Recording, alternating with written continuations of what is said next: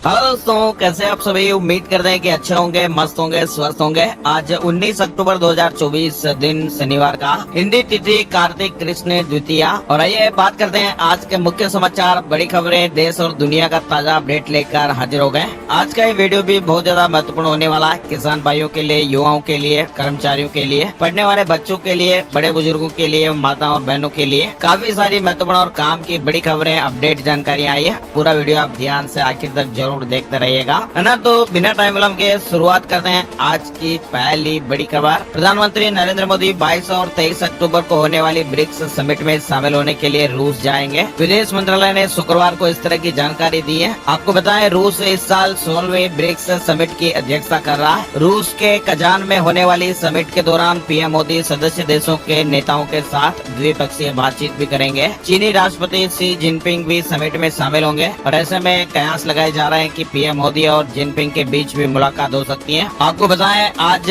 EU को पछाड़कर BRICS दुनिया का तीसरा ताकतवर आर्थिक संगठन बन गया। ब्रिक्स यानी ब्राजील, रूस, इंडिया, चीन और साउथ अफ्रीका, ये देश मिलकर ब्रिक्स कहलाते हैं। ईंट जैसी मजबूत इकोनॉमी की वजह से इसका नाम ब्रिक्स पड़ा है, BRICS। रूस इस साल 16वीं ब्रिक्स समिट की अध्यक्षता कर रहा है और पीएम मोदी 22 और 23 अक्टूबर को इस ब्रिक्स समिट में शामिल होने के लिए रूस जाएंगे। पुतिन ने न्योता भेजा है। वही देखिए, पश्चिम नहीं ब्रिक्स देश चलाएंगे दुनिया की अर्थव्यवस्था। समिट से पहले रूस के राष्ट्रपति पुतिन ने निशाना साधा। रूस के राष्ट्रपति व्लादिमीर पुतिन ने कहा कि अब दुनिया की अर्थव्यवस्था को पश्चिमी देश नहीं बल्कि ब्रिक्स देश चलाएंगे। उन्होंने ब्रिक्स के विस्तार का समर्थन करते हुए कहा कि इसके दरवाजे सभी देशों के लिए खुले हैं। वहीं पुतिन ने कहा कि यूक्रेन से जंग खत्म करने की समय सीमा तय करना मुश्किल है। समाधान की कोशिशों के लिए पीएम मोदी का आभार। यूक्रेन युद्ध पर चिंता जताने और समाधान निकालने के प्रयासों के लिए प्रधानमंत्री नरेंद्र मोदी का आभार व्यक्त किया है। पुतिन ने कहा कि पीएम मोदी ने हमेशा संघर्ष के स्थायी और शांतिपूर्ण समाधान के लिए सभी हितधारकों के साथ संवाद और कूटनीति के महत्व पर जोर दिया है। चलिए बड़ी खबर आ रही है। सुप्रीम कोर्ट ने बाल विवाह से जुड़ा महत्वपूर्ण अपडेट दिया है। सुप्रीम कोर्ट ने कहा कि बाल विवाह जीवन साथी चुनने का अधिकार छीनता है और इसे पर्सनल लॉ से नहीं रोका जा सकता। कानून में कई खामियां हैं, अवेयरनेस की जरूरत है। बाल विवाह को लेकर सुप्रीम कोर्ट ने शुक्रवार 18 अक्टूबर को ये बड़ा फैसला सुनाया। CJI DY Chandrachud, justice JB Pardiwala और जस्टिस मनोज मिश्रा की बेंच ने कहा है, बाल विवाह रोकने के लिए हमें अवेयरनेस की जरूरत है, सिर्फ सजा के प्रावधान से कुछ नहीं होगा। CJI ने कहा कि हमने बाल विवाह की रोकथाम पर बने कानून के उद्देश्य को देखा और समझा। इसके अंदर बिना किसी नुकसान के सजा देने का प्रावधान है जो अप्रभावी साबित हुआ। हमें जरूरत है अवेयरनेस कैंपेनिंग की। यानी सुप्रीम कोर्ट ने शुक्रवार को बाल विवाह से जुड़े मुद्दों पर सुनवाई की, जिसमें कोर्ट ने कई अहम टिप्पणियां की हैं। कोर्ट ने कहा कि बचपन में शादी तय होने से जीवन साथी चुनने की स्वतंत्रता छीन जाती है। साथ ही कोर्ट ने नाबालिगों की सगाई करने की प्रवृत्ति को रोकने की जरूरत भी बताई है और इसके लिए कोर्ट ने संसद से कानून बनाने पर विचार करने को कहा है। बाल विवाह रोकने के लिए विस्तृत दिशा निर्देश जारी किए गए। और तिहाड़ जेल से 872 दिन बाद सत्येंद्र जैन बाहर आ गए। आतिशी सिसोदिया ने गले लगाया। मनी लॉन्ड्रिंग केस में राहुल एवेन्यू कोर्ट ने जमानत दी है। आम आदमी पार्टी के नेता और दिल्ली सरकार के पूर्व मंत्री सत्येंद्र जैन शुक्रवार रात करीब 8:16 के लगभग तिहाड़ जेल से बाहर आ गए। वे मनी लॉन्ड्रिंग मामले में 872 दिन से जेल में थे। ईडी ने उन्हें 30 मई 2022 को गिरफ्तार किया था। और दिल्ली में बढ़ते प्रदूषण पर दिल्ली सरकार की आपात बैठक खत्म हुई। पर्यावरण मंत्री गोपाल राय ने कई महत्वपूर्ण निर्देश दिए। दिल्ली में बढ़ते प्रदूषण स्तर से औसत AQI खराब श्रेणी में आ गया। दिल्ली सरकार ने कुल 13 ऐसे हॉटस्पॉट बनाए हैं जहाँ का AQI 300 के पार पहुँच गया। PWD ने 80 special mobile anti smoke gun तैनात करने का भी फैसला लिया। उत्तर भारत में धीरे धीरे सर्दी बढ़ने के साथ ही प्रदूषण का स्तर भी बढ़ने लगा है और दिल्ली का औसत AQI खराब श्रेणी में आ गया है। दिल्ली मेट्रो के यात्रियों के लिए भी राहत है। ग्रेप की पाबंदियों के बीच DMRC ने भी बड़ा फैसला लिया। त्योहारों और ग्रेप की पाबंदियों के दौरान मेट्रो ट्रेनों के फेरे बढ़ाकर ज्यादा से ज्यादा यात्रियों की भीड़ को इसमें समाहित किया जा सकेगा। वहीं आपको बताएं, GST से जुड़ी आज जरूरी मीटिंग होगी। GST परिषद ने डिटेल में विचार विमर्श करने के GST दरों को युक्ति संगत बनाने के लिए 2 मंत्री पैनल का गठन किया था और अब इन मंत्री समूह की बैठक आज 19 अक्टूबर को होगी। ये समूह इंश्योरेंस प्रीमियम पर GST की मौजूदा 18% की दर को युक्ति संगत बनाने, छूट देने या कम करने पर भी डिस्कस करेगा। वहीं GST दरों को लेकर भी आज चर्चा होने की खबर है। और कमला हैरिस और डोनाल्ड ट्रंप में से किसे राष्ट्रपति बनना देखना चाहता है चाइना, एक बड़ा खुलासा हुआ है। इस बात का खुलासा चीन के एक विशेषज्ञ ने किया है। यानी अमेरिका के राष्ट्रपति चुनाव को लेकर चीन भी बेहद चौकन्ना है। 5 नवंबर को अमेरिका में राष्ट्रपति चुनाव होंगे। डेमोक्रेटिक पार्टी की ओर से अमेरिकी उपराष्ट्रपति कमला हैरिस और रिपब्लिकन पार्टी की ओर से पूर्व राष्ट्रपति डोनाल्ड ट्रंप के बीच अगले राष्ट्रपति के लिए मुख्य मुकाबला होने वाला है। मगर इन दोनों नेताओं में से चाइना किसे राष्ट्रपति बनते देखना चाहता है, ये जानना बेहद ही दिलचस्प होगा। दरअसल चीन और अमेरिका एक दूसरे के कट्टर प्रतिद्वंदी हैं। बाइडेन और ट्रंप से चीन के रिश्ते तनावपूर्ण रहे हैं। वहीं ऐसे में अब चीन अमेरिका के अगले राष्ट्रपति के रूप में डोनाल्ड ट्रंप की तुलना में कमला हैरिस को प्राथमिकता देगा। इस तरह का दावा एक चीनी विशेषज्ञ ने किया है। बड़ी खबर आ रही है, नारायण साईं को पिता आसाराम से मिलने की इजाजत मिली है। 11 साल बाद 4 घंटे की मुलाकात हो सकेगी, लेकिन इसमें भी कोर्ट की शर्तें रहेगी। गुजरात हाई कोर्ट ने सूरत जेल में बंद नारायण साईं को जोधपुर जेल में बंद पिता आसाराम से मिलने की इजाजत दे दी है। कोर्ट ने सिर्फ और सिर्फ 4 घंटे के लिए मिलने की इजाजत दी है, साथ ही कुछ शर्तें भी लगाई है। दोनों के बीच 11 साल के बाद ये मुलाकात होगी। कोर्ट ने आसाराम के गिरते स्वास्थ्य के कारण मानवीय आधार पर मिलने की अनुमति दी है। सुप्रीम कोर्ट अब जल्द ही शुरू करेगा नियमित अदालती कार्रवाई का सीधा प्रसारण, यानी सुप्रीम कोर्ट अब नियमित अदालती कार्रवाई का सीधा प्रसारण शुरू करने की योजना पर काम कर रहा है। सुप्रीम कोर्ट की सभी बेंचों की कार्रवाई का सीधा प्रसारण करने की सुविधा के लिए एक ऐप के जरिए फिलहाल परीक्षण किया जा रहा है। फिलहाल सुप्रीम कोर्ट में संवैधानिक पीठ में होने वाली सुनवाई का ही सीधा प्रसारण किया जाता है। बड़ी खबर देखिए, सलमान खान को फिर धमकी मिली है। मैसेज भेजने वाले ने खुद को लॉरेंस गैंग का बताया और कहा कि बाबा सिद्दीकी से भी बुरा हाल होगा। ये धमकी मुंबई ट्रैफिक कंट्रोल रूम को व्हाट्सएप मैसेज के जरिए भेजी गई है। मुंबई पुलिस के मुताबिक धमकी भरे मैसेज में लिखा गया कि इसे हल्के में मत लीजिए। सलमान खान को जिंदा रहना और उसे लॉरेंस से दुश्मनी खत्म करनी है तो उसे 5 करोड़ रुपए देने होंगे, और अगर पैसे नहीं दिए तो सलमान खान का हाल बाबा सिद्दीकी से भी बुरा होगा। फिलहाल मुंबई पुलिस इस मैसेज भेजने वाले को ट्रैक करने में जुटी हुई है। वहीं सलमान की सुरक्षा भी बढ़ाई गई है। बाबा सिद्दीकी मामले में 5 और आरोपियों को गिरफ्तार किया गया है। इनमें 2 हिस्ट्री सीटर हैं। 25 अक्टूबर तक पुलिस रिमांड में भेजे गए हैं। इस मामले में अब तक 9 लोगों को अरेस्ट किया गया और 3 फरार हैं। बिग बॉस 18 से नहीं होगी सलमान खान की छुट्टी। लॉरेंस बिश्नोई की धमकियों के बीच सूट पर लौटे। धमकियां मिलने के बावजूद भी सलमान खान ने बड़ा फैसला किया कि वह बिना डरे अपने काम को जारी रखने वाले हैं। नवाज शरीफ बोले, जयशंकर का दौरा एक शुरुआत, 75 साल बर्बाद किए, अब आगे सोचें। इमरान की वजह से भारत से रिश्ते और खराब हुए। पाकिस्तान के पूर्व प्रधानमंत्री नवाज शरीफ ने कहा कि एस जयशंकर का पाकिस्तान दौरा एक शुरुआत है और यहाँ से भारत और पाकिस्तान को अपने इतिहास को पीछे छोड़कर आगे बढ़ना चाहिए। न्यूज एजेंसी के मुताबिक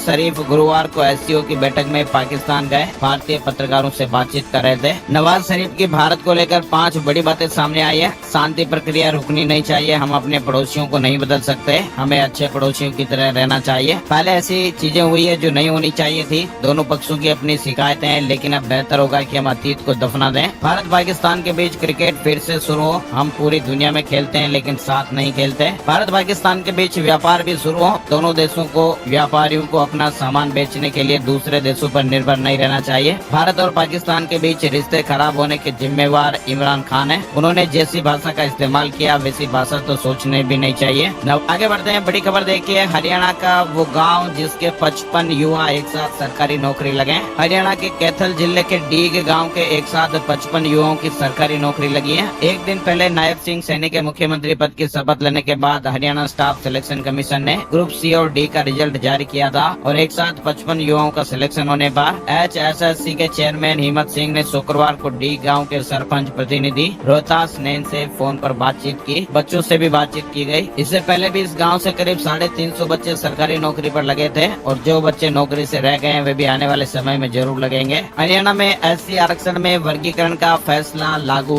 कोटे में कोटा मिलेगा। सरकारी अस्पतालों में डायलिसिस की सुविधा फ्री कर दी गई है। सीएम दिल्ली रवाना। हरियाणा में नई सरकार के शपथ ग्रहण के बाद सीएम नायब सैनी ने चंडीगढ़ स्थित सचिवालय में पदभार संभाला। पहले फैसले में सीएम सैनी ने कहा कि प्रदेश के सभी सरकारी हॉस्पिटलों में किडनी की गंभीर बीमारियों से जूझ रहे मरीजों को फ्री में डायलिसिस की सुविधा मिलेगी और भविष्य में ये फ्री सुविधा मेडिकल कॉलेजों में भी उपलब्ध कराई जाएगी। फिर सीएम ने सभी मंत्रियों के साथ जाकर उन्हें ज्वाइनिंग कराई और इसके बाद सीएम ने कैबिनेट की पहली मीटिंग भी की। इसके बाद सीएम सैनी ने कहा कि यह हमारी पहली कैबिनेट की बैठक थी और इस बैठक में सुप्रीम कोर्ट के उस फैसले का हमारी कैबिनेट ने सम्मान किया जो SC में वर्गीकरण का मामला था। हमारी कैबिनेट ने उसे आज से ही लागू करने का फैसला लिया और इसके बाद सीएम नायब सैनी दिल्ली रवाना हो गए, जहां वे नए बनाए गए 13 मंत्रियों के पोर्टफोलियो को लेकर चर्चा कर सकते हैं। हरियाणा में पराली जलाने पर सख्ती। किसानों पर दर्ज होगी FIR। 2 साल तक मंडियों में फसल बेचने पर भी रोक लग सकती है, यानी उनकी फसल को सरकार MSP पर भी नहीं खरीदेगी। हरियाणा कृषि विभाग के निदेशक ने इसको लेकर प्रदेश भर के सभी DC और उप कृषि पुलिस निदेशकों को पत्र जारी किया है। जम्मू कश्मीर को स्टेटहुड के प्रस्ताव को उमर कैबिनेट की मंजूरी मिल गई है।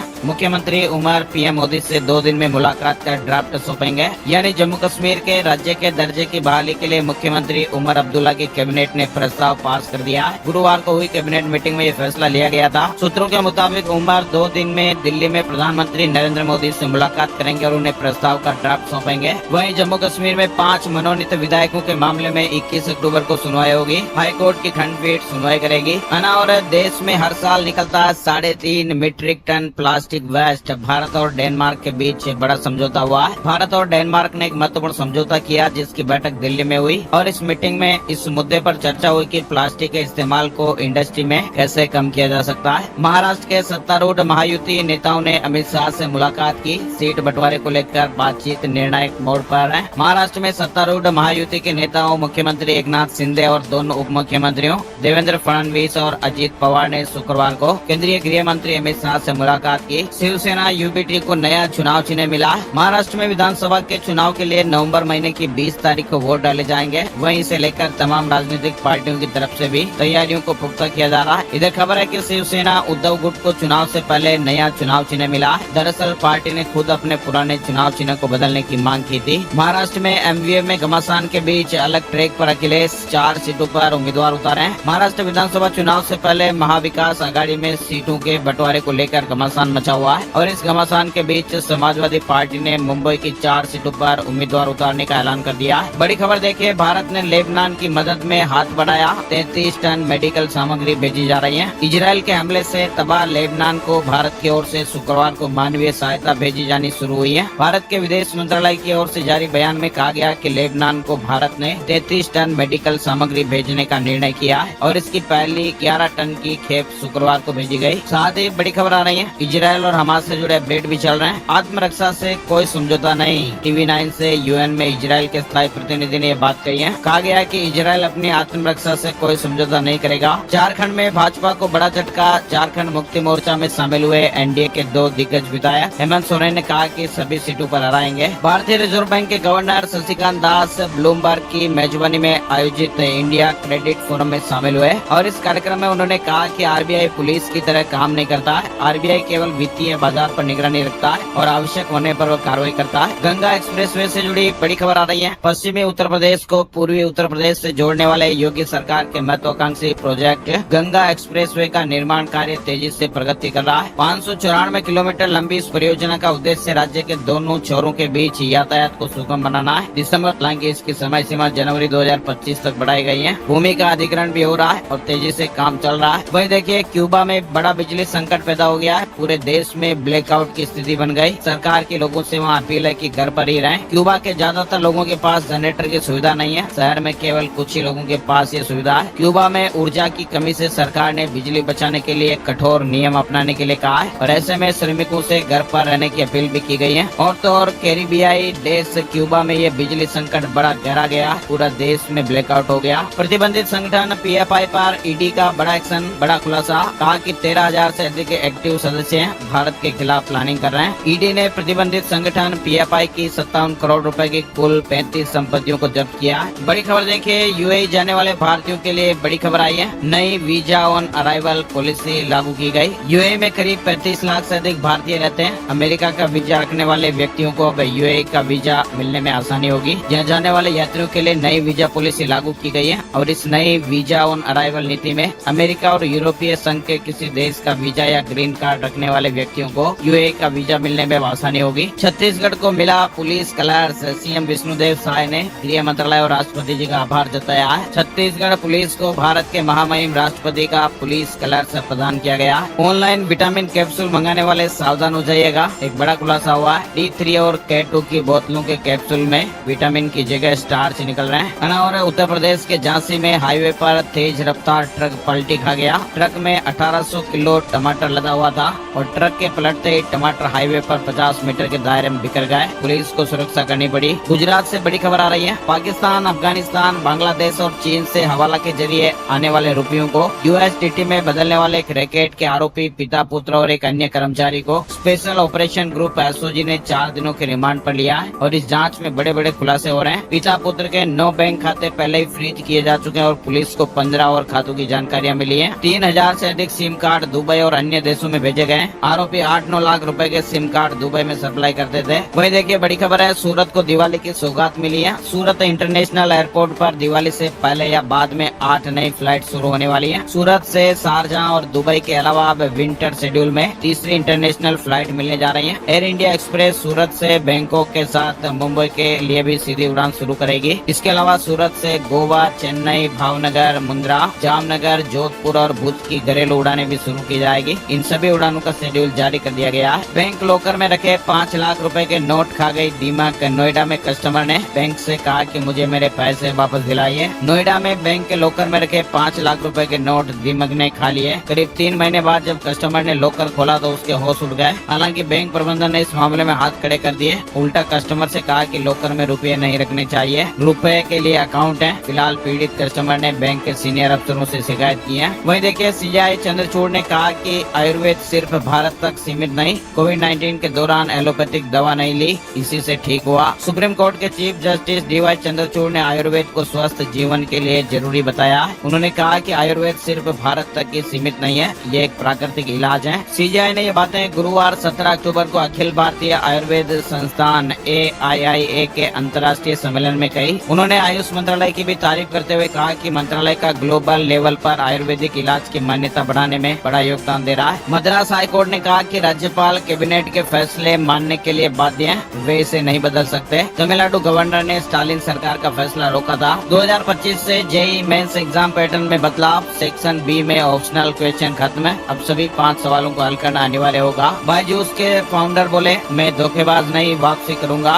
नेटवर्थ जीरो हुई, इसके लिए बड़े निवेशक जिम्मेदार हैं। उन्होंने साथ जोड़ा, इसलिए हालात बिगड़े। जी एंटरटेनमेंट का मुनाफा 61% बढ़कर 209 करोड़ रुपए। दूसरी तिमाही में रेवेन्यू 2000 करोड़ रुपए रहा। जियो फाइनेंस को दूसरी तिमाही में 689 करोड़ रुपए का मुनाफा हुआ। सालाना आधार पर ये 3% बढ़ा है। वहीं शेयर मार्केट न्यूज अपडेट में आपको बताएं, 18 अक्टूबर को दिन के निचले स्तर 80,409 से 815 अंक संभला। दिन भर के कारोबार के बाद ये 218 अंक की तेजी के साथ 81,224 के स्तर पर बंद हुआ। निफ्टी भी दिन के निचले स्तर 24,567 से 287 अंक संभला। निफ्टी में भी 104 अंक की तेजी रही और ये 24,854 के स्तर पर बंद हुआ है। वही देखिए पंजाब में ईंट भट्टों के लिए 20% पराली आधारित ईंधन अनिवार्य रहेगा। पेंशनर्स से जुड़ी ये बड़ी खबर है। 21 दिनों में होगा पेंशनर्स की शिकायतों का समाधान, सरकार ने निर्देश जारी किए हैं। पेंशन भोगियों को सरकार से दिवाली का तोहफा मिला। सिर्फ 21 दिन में पेंशन की टेंशन दूर हो जाएगी, सरकार ने निर्देश जारी किए हैं। यानी नए निर्देशों के तहत अब पेंशनर्स की शिकायतों का समाधान 21 दिनों के भीतर किया जाएगा। शिकायतों का तेजी से निपटारा होगा। OTT के लिए रिलायंस की बड़ी तैयारी, जियो सिनेमा का डिज्नी प्लस हॉटस्टार में विलय होगा। इकोनॉमिक टाइम्स की एक रिपोर्ट में सूत्रों के हवाले से बताया गया कि जियो सिनेमा का डिज्नी प्लस हॉटस्टार में विलय होने वाला है। साथ ही बड़ी खबर देखिए, अयोध्या में दिखेगा मेड इन इंडिया का कमाल। दीपोत्सव पर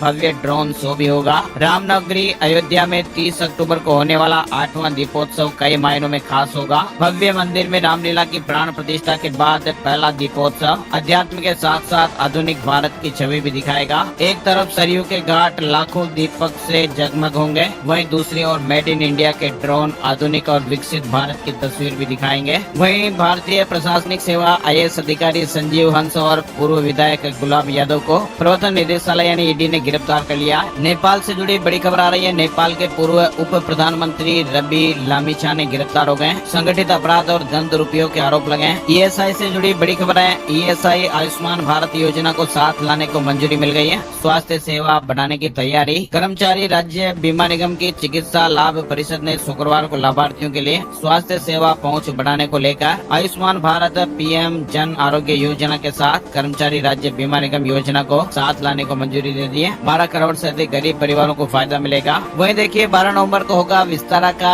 एयर इंडिया में मर्जर। दोनों के फ्रीक्वेंट फ्लायर के लिए बनेगा महाराजा क्लब। विस्तारा एयरलाइंस का 12 नवंबर को एयर इंडिया में मर्जर हो जाएगा, लेकिन विस्तारा की फ्लाइटें पहले की तरह ही अपने नाम से उड़ानें भरती रहेंगी और साथ ही कस्टमर का अनुभव भी पहले के जैसा ही रहेगा। बहराइच से जुड़ी बड़ी खबर आ रही है। बहराइच में बुलडोजर एक्शन की तैयारियां हो रही हैं। अब्दुल हमीद समेत 23 घरों को अवैध निर्माण का नोटिस जारी किया गया है। बहराइच में दंगे के मुख्य आरोपी अब्दुल हमीद के घर समेत कुल 23 घरों में अवैध निर्माण को लेकर नोटिस लगाया गया और अवैध निर्माण को हटाने के लिए 3 दिन का समय दिया गया और ऐसा न करने पर बुलडोजर एक्शन की तैयारियां हो रही है। कोलकाता से जुड़ी खबर भी आ रही है। आरजीकर मामले में न्याय और स्वास्थ्य क्षेत्र में बदलाव की मांग को लेकर पिछले 2 महीनों से डॉक्टरों का आंदोलन चल रहा है और इसी बीच 6 जूनियर डॉक्टर अनशन करते हुए बीमार भी पड़ चुके हैं और अभी हॉस्पिटल में 5 डॉक्टर तो भर्ती हैं। पश्चिम बंगाल के जूनियर डॉक्टरों ने सरकार को एक बार फिर चेतावनी दी है कि अगर सोमवार तक उनकी 10 सूत्रीय मांगे नहीं मानी गई तो मंगलवार से वे फिर से अनिश्चितकालीन हड़ताल पर जाने के लिए मजबूर हो जाएंगे। उत्तराखंड में जल्द ही यूसीसी लागू होगा। समिति ने सीएम धामी को नियमावली का फाइनल ड्राफ्ट सौंप दिया है। 9 नवंबर को यूसीसी लागू करने की तैयारी हो रही है और उस दिन उत्तराखंड स्थापना दिवस भी रहेगा। और उत्तराखंड से जुड़ी एक और अपडेट खबर देखिए। शासन ने विश्वविद्यालयों के कुल सचिवों से छात्र संघ चुनाव पर स्पष्टीकरण मांगा। वहीं सदगुरु के ईसा फाउंडेशन को बड़ी राहत मिली है। बंधक मामले को सुप्रीम कोर्ट ने बंद किया, कहा कि वहां पुलिस जांच गलत है। वहीं देखिए विदेशी पर भारी देसी का जलवा। कोटक महिंद्रा बैंक खरीदेगा स्टैंडर्ड चार्टर्ड का बिजनेस। भारत के देसी ब्रांड सब हर जगह अपनी पहचान बना रहे हैं। कई जगह तो ये विदेशी ब्रांड पर भी भारी पड़ रहे हैं और इसके कई उदाहरण हैं। अब कोटक महिंद्रा बैंक भी विदेशी स्टैंडर्ड चार्टर्ड बैंक के इस बिजनेस को खरीदने जा रहा है। स्टॉक मार्केट की आंधी में आम लोगों का ही नहीं देश के खजाने का भी 90,370 करोड़ रुपया साफ हो गया। यानी भारतीय शेयर मार्केट में इस समय उठापटक बनी हुई है। पंजाब में उपचुनाव की तारीख बदलने की मांग की गई है। कांग्रेस ने चुनाव आयोग को पत्र लिखा है। कांग्रेस के नेता प्रताप सिंह बाजवा ने चुनाव आयोग को पत्र लिखकर तारीख में बदलाव की मांग की है। वहीं देखिए अब्बास अंसारी को सुप्रीम कोर्ट से बड़ी राहत। मनी लॉन्ड्रिंग मामले में जमानत मिली। यूपी से जुड़ी बड़ी खबर है। रोडवेज चालक परिचालकों को सीएम योगी का दिवाली तोहफा। वर्दी के लिए बैंक खाते में पैसे आएंगे। सरकार वर्दी खरीदने के लिए बैंक खाते में 1800 रूपए डालेगी। करीब 37,000 चालक और परिचालकों को ये फायदा मिलेगा। और उत्तर प्रदेश में मिलावट के साथ होगी बैक्टीरिया और फंगस की भी जांच। सीएम योगी के आदेश पर मिलावटखोरों के खिलाफ ये सख्त कदम उठाया जाएगा। उत्तर प्रदेश की अर्थव्यवस्था में उछाल देखने को मिला है। 2 गुने से अधिक हुई प्रति व्यक्ति आय। उत्तर प्रदेश के मुख्यमंत्री योगी आदित्यनाथ ने कहा कि राज्य में $1 ट्रिलियन अर्थव्यवस्था का लक्ष्य हासिल किया जाएगा। और खुशखबरी आ रही है। बिहार के इस जिले में 1000 करोड़ का ऋण बांटेंगी निर्मला सीतारमण। केंद्रीय वित्त मंत्री निर्मला सीतारमण 18 और 19 नवंबर को दरभंगा में क्रेडिट आउटरीच कार्यक्रम के तहत लगभग 1000 करोड़ रुपए का ऋण वितरित करेंगे। इस कार्यक्रम का उद्देश्य स्वरोजगार को बढ़ावा देना और क्षेत्रीय अर्थव्यवस्था को मजबूत करना है। वहीं मुजफ्फरपुर से जुड़ी खबर आ रही है। मुजफ्फरपुर में अवैध निर्माण पर सख्त कार्रवाई होने वाली है। स्वीकृत नक्शे और बिल्डिंग बायलॉज का उल्लंघन करने पर आर्किटेक्ट और भवन मालिक दोनों जिम्मेदार होंगे। जुर्माना और गंभीर मामलों में निर्माण को भी ध्वस्त किया जाएगा। ICICA फाइनल एडमिट कार्ड जारी हो गए। नवंबर सेशन के लिए CA फाइनल एग्जाम के एडमिशन कार्ड जारी कर दिए गए। और ओला इलेक्ट्रिक ने S1 प्रो पर 20,000 तक की छूट और 25,000 तक के एक्स्ट्रा लाभों के साथ नए बॉस ऑफर की घोषणा की है। और महिंद्रा स्कॉर्पियो का क्लासिक बॉस एडिशन भी लॉन्च हो गया। यानी महिंद्रा ने इस फेस्टिव सीजन के लिए स्कॉर्पियो क्लासिक का एक स्पेशल बॉस वेरिएंट पेश किया है। राजस्थान से जुड़ी खबर है। वरिष्ठ नागरिक तीर्थ यात्रा योजना हरिद्वार, ऋषिकेश और अयोध्या के लिए 22 अक्टूबर को ट्रेन रवाना होने वाली है। राजस्थान सरकार देवस्थान विभाग की वरिष्ठ नागरिक तीर्थ यात्रा योजना 2024 के अंतर्गत विशेष रेलगाड़ी जवाई बांध से हरिद्वार, ऋषिकेश और अयोध्या ट्रेन 22 अक्टूबर को दोपहर 12:30 बजे जवाई बांध रेलवे स्टेशन से रवाना होगी। योजना की इस यात्रा गाड़ी में जवाई बांध रेलवे स्टेशन से 250, अजमेर रेलवे स्टेशन से 250 और जयपुर रेलवे स्टेशन से 280 कुल 780 यात्री इस यात्रा में सवार होंगे। और फ्लिपकार्ट पर बिग दिवाली सेल का तोहफा मिलने वाला है। डेट भी आ गई है। बिग बिलियन डेज प्राइसेज आप देख सकते हैं। सेल 21 अक्टूबर से स्टार्ट होगी। मध्य प्रदेश से जुड़ी खबर है। भोपाल के लोगों को भी जल्द ही मेट्रो सेवा का तोहफा मिलेगा। मेट्रो रेल कॉर्पोरेशन ने स्टील ब्रिज पर ट्रैक बिछाने का काम शुरू कर दिया है। बड़ा फैसला देखिए गुजरात से। गुजरात की माही नदी पर बनेगा 429 करोड़ रुपए में विशाल बांध। 49 गाँव को इसमें बड़ा फायदा मिलेगा। गुजरात के बड़ोदरा के सावली तालुका के पोईचा गांव के पास माही नदी पर एक विशाल बांध का निर्माण किया जाएगा। और गुजरात राज्य परिवहन निगम ने भी गुड न्यूज दी है। दिवाली पर घर जाने वालों को लाखों यात्रियों को फायदा मिलेगा। बसों के अतिरिक्त फेरे लगाने की योजना बनाई गई है। वहीं इंटेल में बड़े पैमाने पर छटनी शुरू। 2000 से अधिक कर्मचारियों की नौकरी पर खतरा मंडरा रहा है। इंटेल कंपनी जो दुनिया की प्रमुख चिप निर्माता कंपनी है, इसके कर्मचारियों से जुड़ी खबर है। जम्मू कश्मीर के ऊंचे इलाकों में बर्फबारी का अलर्ट है। तापमान में और गिरावट आएगी। उत्तर भारत पर असर दिखाई पड़ेगा।